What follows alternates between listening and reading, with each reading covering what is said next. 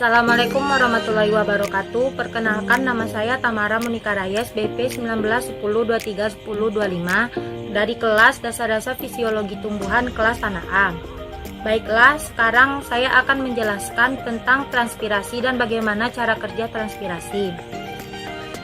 Transpirasi adalah hilangnya air dari tubuh tumbuhan melalui stomata atau kutikula dalam bentuk uap air. Selain penarikan air melawan gravitasi bumi, transpirasi juga membantu tanaman dalam mengatur suhu tubuh tanaman. Karena jika tidak ada air, maka tanaman itu akan mudah mati. Dan guna transpirasi juga membantu tanaman dalam proses fotosintesis. Secara garis besar, faktor yang mempengaruhi transpirasi itu terbagi dua. Yang pertama adalah faktor internal atau faktor dari dalam, seperti tipis atau tebalnya daun tersebut. Yang kedua, ada atau tidaknya lapisan lilin pada daun tersebut. Yang ketiga, besar permukaan daun tanaman tersebut. Yang kedua adalah faktor eksternal atau faktor dari luar, seperti sinar matahari, suhu, kelembapan, dan suhu sekitar tanaman tersebut. Transpirasi itu terbagi atas dua, yaitu transpirasi cepat dan transpirasi lambat. Pada praktikum kali ini saya akan melihat bagaimana perbedaan tanaman yang melakukan transpirasi cepat dan tanaman yang melakukan transpirasi lambat. Sebelum melakukan praktikum itu, kita harus menyiapkan alat dan bahannya, seperti yang pertama gunting, yang kedua yaitu plastik, dan yang ketiga itu selotip untuk mengikat plastik kepada tanaman tersebut. Transpirasi cepat yang dilakukan pada pohon sirsa. Yang pertama, kita masukkan daun sirsa ini ke dalam plastik.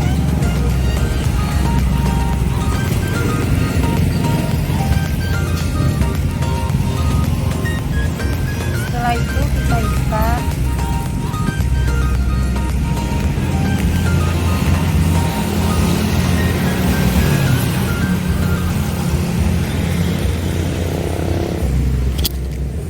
Tunggu hasilnya selama 2 jam. Kita akan melihat perubahan yang terjadi.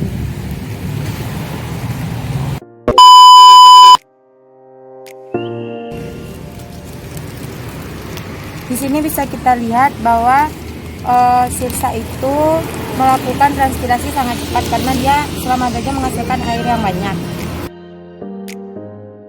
Cara transpirasi lambat yaitu digunakan pohon manggis. Cara kerjanya yang pertama, kita masukkan daun ke dalam plastik secara pelan-pelan agar tidak melukai daun. Kita ambil pucuk daunnya.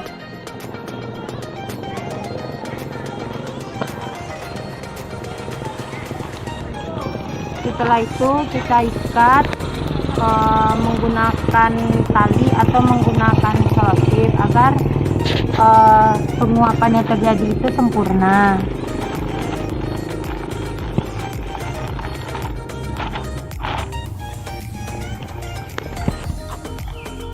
Ikatlah dengan erat agar transpirasi terjadi lebih sempurna.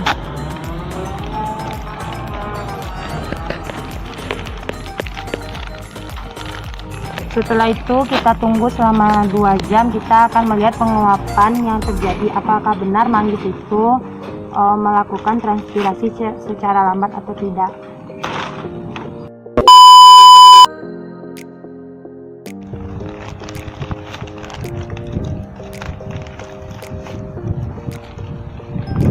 Baiklah, dari hasil yang saya dapatkan bahwa daun manggis itu melakukan transpirasi dengan transpirasi lambat karena jumlah airnya sedikit, dan kalau daun sirsa itu membuktikan transpirasi cepat karena airnya lebih banyak daripada daun manggis.